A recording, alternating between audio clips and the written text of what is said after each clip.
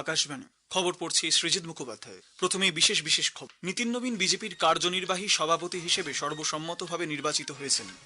প্রধানমন্ত্রী নরেন্দ্র মোদী তাকে ধন্যবাদ জানিয়ে বলেছেন, শুধু বিজেপি নয়, এনডিএ সহযোগী দলগুলির সঙ্গে তিনি সমন্বয় রেখে চলবেন। এনফোর্সমেন্ট নির্দেশনালয় ইডি আজ অর্থ তছরূপ নিরোধক আইনের অধীনে কেরালা, তামিলনাড়ু এবং কর্ণাটকের বিভিন্ন জায়গায় তল্লাশি চালাচ্ছে। বম্বে হাইকোর্ট আদিবাসী অধ্যুষিত মেলঘাট অঞ্চলে শিশু ও মায়েদের লাগাতার মৃত্যুর মোকাবিলায় ব্যর্থতার জন্য মহারাষ্ট্র সরকারকে তিরস্কার করেছে। মার্কিন শুল্ক আরোপের হুমকির প্রেক্ষিতে ইউরোপীয় ইউনিয়নের দেশগুলি আগামী বৃহস্পতিবার একটি জরুরি শিখর সম্মেলনের ডাক দিয়েছে। মহিলা প্রিমিয়ার লিগ ক্রিকেটে আজ দিল্লি ক্যাপিটালস মুম্বাই ইন্ডিয়ান্সের মুখোমুখি হবে। আসছে বিস্তারিত খবরে।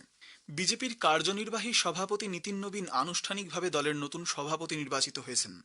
দলের জাতীয় রিটার্নিং অফিসার ডক্টর কে লক্ষণ নতুন দিল্লিতে আজ বিজেপির সদর দপ্তরে শ্রী নবীনকে দলের নতুন সভাপতি হিসেবে নিয়োগের কথা ঘোষণা করেন। প্রধানমন্ত্রী নরেন্দ্র মোদী এবং কেন্দ্রীয় মন্ত্রী অমিত শাহ, রাজনাথ সিং, জেপি নাড্ডা ও নীতিন গডকরি শ্রী নবীনকে অভিনন্দন জানান। প্রধানমন্ত্রী বলেন, শুধু বিজেপি নয়, এনডিএ সহযোগী দলগুলির সঙ্গে সমন্বয় রেখে চলবেন তিনি। माननीय नितिन नवीन जी हम सभी के अध्यक्ष हैं और उनका दायित्व सिर्फ भाजपा को भी संभालना इतना नहीं है, एनडीए के सब साथियों के बीच भी उन्होंने तालमेल का बहुत बड़ा दायित्व भी देखना होता है। বিজেপির সদ্য প্রাক্তন সভাপতি জগৎ প্রকাশ নাড্ডাও নীতিন নবীনের সভাপতি হওয়ায় ভূয়সী প্রশংসা করেছেন। नितिन जी जो मूलतः कार्यकर्ता हैं, वैचारिक पृष्ठभूमि पर परिपक्व हैं और बहुत ही छोटी उम्र में 5 बार विधायक रह चुके हैं और वर्तमान में भी विधायक हैं। बिहार सरकार में कई बार मंत्री रहे हैं। हमारे राष्ट्रीय युवा मोर्चा के महासचिव के रूप में आपको सारे देश का भ्रमण करने का मौका मिला। ऐसे हमारे नौजवान, ऊर्जावान और प्रतिभावान अध्यक्ष के रूप में आपने कार्यभार संभाला है। आपको बहुत बहुत बधाई, बहुत बहुत शुभकामनाएं। উল্লেখ্য, বিজেপি সভাপতি পদের জন্য কেবল তাঁর নামই প্রস্তাব হওয়ায় শ্রী নবীন বিনা প্রতিদ্বন্দ্বিতায় নির্বাচিত হয়েছেন। দলের রিটার্নিং অফিসার ডক্টর কে লক্ষণ জানান যে নীতিন নবীনের পক্ষে 37টি মনোনয়নপত্র গৃহীত হয়েছিল। এনফোর্সমেন্ট নির্দেশালয় ইডি আজ অর্থ তছরূপ নিরোধক আইন 2002 এর অধীনে কেরালা, তামিলনাড়ু এবং কর্ণাটকের বিভিন্ন জায়গায় তল্লাশি চালাচ্ছে। শবরীমালা মন্দিরের সোনা সহ অন্যান্য মন্দিরের সম্পত্তি তছরূপের ঘটনায় ইডির এই অভিযান। কেরালা ক্রাইম ব্রাঞ্চ একাধিক এফআইআর জারি করার পর নির্দেশনালয় এই সিদ্ধান্ত নিয়েছে। প্রাথমিক তদন্তে জানা গেছে, সোনার পাত দিয়ে মোড়ানো নিদর্শনগুলিকে রূপোর পাত রয়েছে বলে জানিয়ে সেগুলিকে মন্দিরের বাইরে সরিয়ে ফেলা হয়। ইডি সার্বিক পরিস্থিতি পর্যালোচনা করে শবরীমালা মন্দিরের বিভিন্ন আর্থিক দুর্নীতি, অর্থ পাচার সহ বিভিন্ন আইন বহির্ভূত বিষয় নিয়ে তদন্ত শুরু করেছে।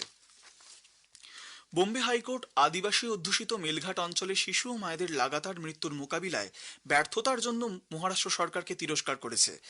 আদালত রাজ্যকে স্বাস্থ্য পরিষেবার পরিকাঠামোগত উন্নতির জন্য কর্মী নিয়োগের পরামর্শ দিয়েছে। এছাড়াও আগামী 4 সপ্তাহের মধ্যে পূর্ববর্তী কমিটির প্রতিবেদন বাস্তবায়িত করার নির্দেশ দিয়েছে। একটি জনস্বার্থ মামলায় 2 সদস্যের বেঞ্চ জানিয়েছেন, জনস্বাস্থ্য বিভাগকে গ্রামাঞ্চলে চিকিৎসক পাঠিয়ে পরিস্থিতির মোকাবিলা করতে হবে। নির্বাচন কমিশন আগামী বুধবার থেকে নতুন দিল্লির ভারত মণ্ডপমে গণতন্ত্র ও নির্বাচন ব্যবস্থাপনা বিষয়ক আন্তর্জাতিক সম্মেলন IICDEM 2026-এর আয়োজন করবে। 3 দিনব্যাপী এই সম্মেলনটি গণতন্ত্র ও নির্বাচন ব্যবস্থাপনা ক্ষেত্রে ভারতে আয়োজিত এ যাবৎকালের বৃহত্তম আন্তর্জাতিক সম্মেলন হতে চলেছে। বিশ্বের 70টিরও বেশি দেশ থেকে অন্তত 100 আন্তর্জাতিক প্রতিনিধি এতে অংশগ্রহণ করবেন বলে আশা করা হচ্ছে। আন্তর্জাতিক সংস্থা, ভারতে অবস্থিত বিদেশি মিশন এবং নির্বাচনী ক্ষেত্রের শিক্ষাবিদ ও বিশেষজ্ঞরাও এই সম্মেলনে অংশ নেবেন। ভারত ও সংযুক্ত আরব আমিরশাহী 2032 সালে দ্বিপাক্ষিক বাণিজ্যের পরিমাণ দ্বিগুণ করে $20,000 কোটি করতেও সম্মত হয়েছে। নতুন দিল্লিতে গতকাল প্রধানমন্ত্রী নরেন্দ্র মোদী এবং সংযুক্ত আরব আমিরশাহীর রাষ্ট্রপতি শেখ মোহাম্মদ বিন জায়েদ আল নাহিয়ান এর মধ্যে এক প্রতিনিধি পর্যায়ের বৈঠকে এই সিদ্ধান্ত গৃহীত হয়। প্রতিরক্ষা, মহাকাশ, শক্তি, সুপার কম্পিউটিং ও খাদ্য নিরাপত্তা ক্ষেত্রে দুদেশের মধ্যে বেশ কয়েকটি চুক্তি স্বাক্ষরিত হয়েছে। আবুধাবি ন্যাশনাল অয়েল কোম্পানি এবং তার সহযোগী সংস্থাগুলি হিন্দুস্তান পেট্রোলিয়ামের সঙ্গে 10 বছর মেয়াদের একটি চুক্তিতে স্বাক্ষর করেছে। এই চুক্তির ফলে দুই সংস্থার মধ্যে $250 থেকে $300 কোটি মূল্যে তরলীকৃত প্রাকৃতিক গ্যাস লেনদেন হবে। সংযুক্ত আরব আমিরশাহীর রাষ্ট্রপতি শেখ মোহাম্মদ বিন জায়েদ আল নাহিয়ানের নতুন দিল্লি সফরকালে এই চুক্তিটির কথা ঘোষণা করা হয়। প্রধানমন্ত্রী নরেন্দ্র মোদীর সঙ্গেও তার এ নিয়ে বিস্তারিত আলোচনা হয়েছে। এই চুক্তির ফলে 2030 সালের মধ্যে ভারতের জ্বালানিতে প্রাকৃতিক গ্যাসের পরিমাণ 15% পৌঁছবে বলে আবুধাবি ন্যাশনাল অয়েল কোম্পানি জানিয়েছে। তামিলনাড়ুর রাজ্যপাল আর.এন. রবি বিধানসভা অধিবেশনের প্রারম্ভে ডিএমকে সরকারের তৈরি করে দেওয়া আনুষ্ঠানিক ভাষণ সঠিক তথ্য নেই বলে পড়তে অস্বীকার করেছেন। লোকভবন জানিয়েছে, তামিলনাড়ু সরকার রাজ্যে 12 লক্ষ কোটি টাকা বিনিয়োগ আকর্ষণ করেছে বলে যে দাবি করেছে তা অসত্য। তিনি অধিবেশন শুরু হওয়ার কয়েক মিনিট পরেই অভিভাষণ পাঠ না করেই 234 সদস্যের সভা ত্যাগ করে চলে যান। রাজ্যপাল ভাষণ পাঠ না করায় 13টি কারণ লোকভবন থেকে প্রকাশ করা হয়েছে। প্রধানমন্ত্রী নরেন্দ্র মোদী আগামী রবিবার 25শে জানুয়ারি আকাশবাণীতে মন কি বাত অনুষ্ঠানের মধ্য দিয়ে দেশ বিদেশের মানুষের সঙ্গে তার চিন্তাভাবনা ভাগ করে নেবেন। এটি হবে মাসিক এই বেতার অনুষ্ঠানের 130তম পর্ব। আকাশবাণী ও দূরদর্শনের সবকটি চ্যানেলে সকাল 11টা থেকে এই অনুষ্ঠান শোনা যাবে। আজকের প্রসঙ্গ অনুষ্ঠানে শুনবেন বিশেষ আলোচনা শক্তি ক্ষেত্রে আজকের Bharat. Satyen Bose national centre for basic সায়েন্সের ডিরেক্টর ডক্টর তনুশ্রী সাহা দাশগুপ্তের সঙ্গে কথা বলেছেন অভিজিৎ চক্রবর্তী। আকাশবাণী সংবাদ বিভাগ প্রযোজিত অনুষ্ঠানটি শুনবেন আজ রাত 8টায় গীতাঞ্জলি, ডিটিএইচ বাংলা এবং সোশ্যাল মিডিয়া প্ল্যাটফর্মে। খবর শুনছেন আকাশবাণী থেকে। আমাদের সংবাদ শোনা যাবে ইউটিউব চ্যানেল আকাশবাণী সংবাদ বাংলা, ফেসবুক ও ইনস্টাগ্রাম আকাশবাণী সংবাদ কলকাতা এবং এক্স হ্যান্ডেল এআইআর নিউজ কলকাতাতে। ইউরোপীয় ইউনিয়নভুক্ত দেশগুলির নেতারা আগামী বৃহস্পতিবার একটি জরুরি শিখর সম্মেলনের ডাক দিয়েছেন। ইউরোপীয় কমিশনের মুখপাত্র ওলফ গ্রিল বলেছেন, মার্কিন রাষ্ট্রপতি ডোনাল্ড ট্রাম্পের গ্রিনল্যান্ড অধিগ্রহণের অযৌক্তিক ইচ্ছার সঙ্গে সম্পর্কিত মার্কিন শুল্ক আরোপের হুমকি নিয়ে বৈঠকে আলোচনা করা হবে। তিনি বলেছেন, ইইউ শুল্ক হুমকি নিয়ে ওয়াশিংটনের সঙ্গে আলোচনা করেছে এবং ইউনিয়নের অর্থনৈতিক স্বার্থ রক্ষায় তারা সম্ভাব্য সব পদক্ষেপ নেবে।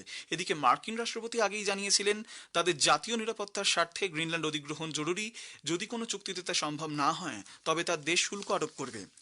মার্কিন রাষ্ট্রপতি ডোনাল্ড ট্রাম্প গ্রিনল্যান্ড প্রসঙ্গ নিয়ে ন্যাটোর মহাসচিব মার্ক রুটের সঙ্গে টেলিফোনে বার্তালাপ করেন। তিনি বলেন, দাভোসে বিভিন্ন গোষ্ঠীর সঙ্গে তিনি এ বিষয়ে আলোচনা করেছেন।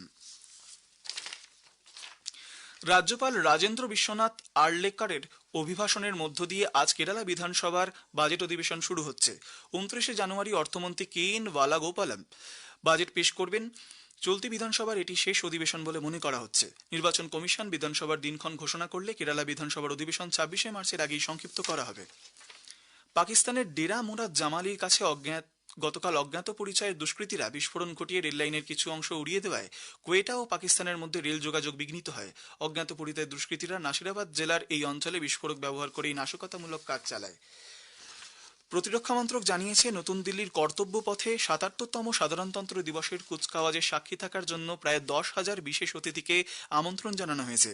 আয় বৃদ্ধি ও কর্মসংস্থান সৃষ্টি, বিনিয়োগ, স্টার্ট আপ, স্বনির্ভর গোষ্ঠী এবং বিভিন্ন সরকারি উদ্যোগে এদের অসামান্য অবদান রয়েছে।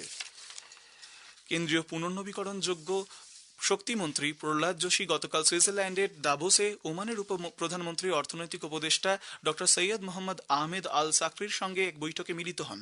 পরে সামাজিক মাধ্যমের এক বার্তায় শ্রী যোশী জানিয়েছেন, পুনর্নবীকরণযোগ্য সৌরশক্তি কাজে লাগানোর ক্ষেত্রে ভারতের দক্ষতা, পরিবেশ বান্ধব হাইড্রোজেন এবং আর্দ্র ও মরু অঞ্চলে শক্তি সংরক্ষণের বিষয়ে তাদের মধ্যে মূলত আলোচনা হয়েছে।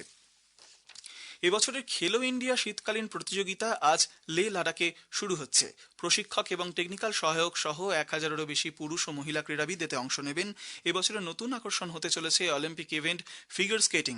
472 জন প্রতিযোগী বরফের উপরে হওয়া দুটি খেলা স্কেটিং এবং হকিতে অংশ নেবেন। কেন্দ্রীয় ক্রীড়ামন্ত্রী ডক্টর মনসুখ মান্ডভিয়া বলেন, ক্রীড়াবিদদের কাছে শীতকালীন বিভিন্ন গেমসে তাদের দক্ষতা প্রদর্শনের এক সুযোগ এনে দিচ্ছে খেলো India winter games.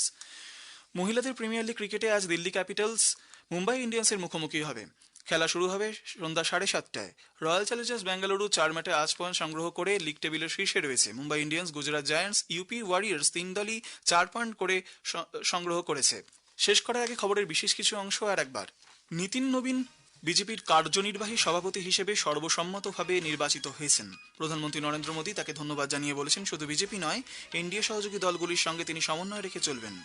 Enforcement নির্দেশালয় ED আজ অর্থ তছরূপ নিরোধক আইনের অধীনে কেরালা, তামিলনাড়ু এবং কর্ণাটকের বিভিন্ন জায়গায় তল্লাশি চালাচ্ছে। বম্বে হাইকোর্ট আদিবাসী অধ্যুষিত মেলঘাট অঞ্চলে শিশু ও মায়েদের লাগাতার মৃত্যুর মোকাবিলায় ব্যর্থতার জন্য মহারাষ্ট্র সরকারকে তিরস্কার করেছে। মার্কিন শুল্ক আরোপের হুমকির প্রেক্ষিতে ইউরোপীয় ইউনিয়নের দেশগুলি আগামী বৃহস্পতিবার একটি জরুরি শিখর সম্মেলনের ডাক দিয়েছে। খবর এখনকার মতো এই পর্যন্তই। এরপরেই শুনুন স্থানীয় সংবাদ।